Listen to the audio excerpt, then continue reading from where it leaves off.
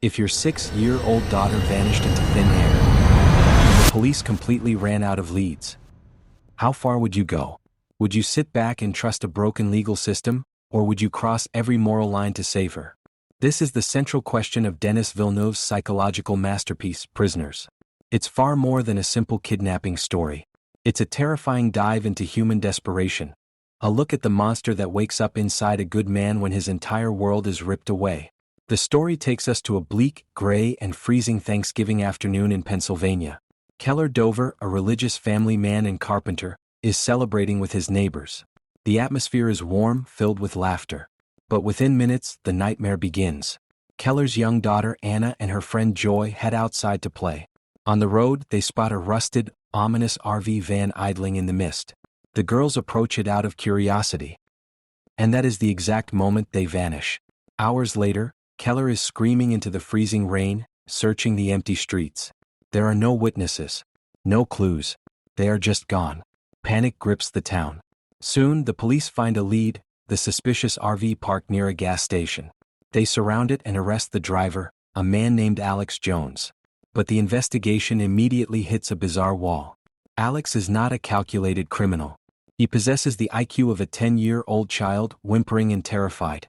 Forensic tests reveal absolutely nothing. No fingerprints, no DNA of the girls in the van. The central mystery deepens. Could a boy with the mind of a child pull off a flawless double abduction?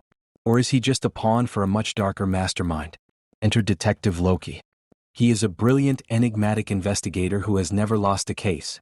Tattoos cover his hands and a persistent, nervous eye tick hints at the chaos inside his mind. Solving this case quickly becomes his obsession. Loki works around the clock, but the legal clock is ticking faster. Without hard evidence, the law dictates he cannot hold a suspect. With a heavy heart, Loki is forced to release Alex Jones. Outside the police station, under a torrential downpour, Keller Dover snaps. He ambushes Alex, grabbing him by the collar.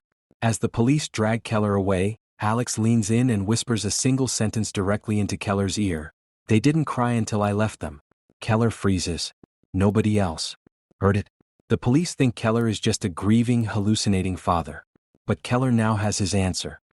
He realizes the law has failed him, and he decides to take justice into his own bloody hands. Keller crosses a point of no return. That night, he tracks Alex down, attacks him in the dark, and throws him into the trunk of his car. He doesn't take him to the authorities. Instead, he locks Alex inside an abandoned, crumbling apartment building owned by his late father. Keller chains him to a pipe and boards up the windows to swallow the screams. A devout Christian, a loving father, has now become a kidnapper himself. Keller opens the gates of hell just to find a sliver of truth. Inside that suffocating bathroom, the true horror unfolds.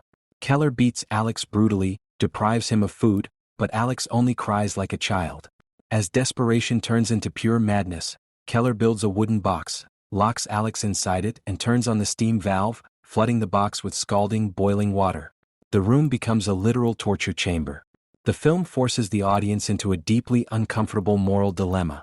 Keller is trying to save an innocent soul, but he is turning into a demon to do it.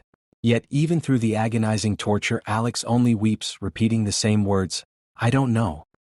I want to go home." Is Keller torturing an innocent boy, or is Alex a master of deception? While a nightmare unfolds in that hidden building, Detective Loki is digging into the town's buried secrets. He realizes a profound darkness is hiding behind the quiet community. His investigation leads him to the basement of an alcoholic priest, where he discovers a rotting corpse. Around the dead man's neck is a strange medallion engraved with a maze pattern. The priest confesses he killed the man because he openly bragged about kidnapping children. Soon after, a suspect named Bob Taylor emerges, lurking around the Dover house. When Loki raids his apartment, the scene is straight out of a horror movie. The walls are covered in the exact same maze drawings, and hidden boxes contain blood, stained children's clothing surrounded by live snakes. Loki realizes this is not an isolated incident. It's part of a sinister, systemic game that has been running for decades. This is where the film's title, Prisoners, takes on its real, devastating meaning. The missing girls aren't the only captives. Every single character is trapped inside an invisible cage. Keller Dover wanted to free his daughter, but he became a prisoner of his own wrath and brutality. Detective Loki is a prisoner of his own isolation and obsessive drive. And Alex Jones is a prisoner of a traumatic past that froze his mind forever. They are all trapped in a psychological cell with no escape in sight. Finally, the horrific truth comes to light. Loki's investigation leads him back to Alex's elderly aunt, Holly Jones. But Keller gets there first. And the revelation is staggering. The real kidnappers were Holly Jones and her late husband. For decades, they had been abducting children to wage a war against God, to destroy the faith of devout parents. And Alex? He wasn't a criminal at all. He was their very first victim, kidnapped as a toddler, his mind shattered by their abuse. Keller had been brutally torturing an innocent victim all along.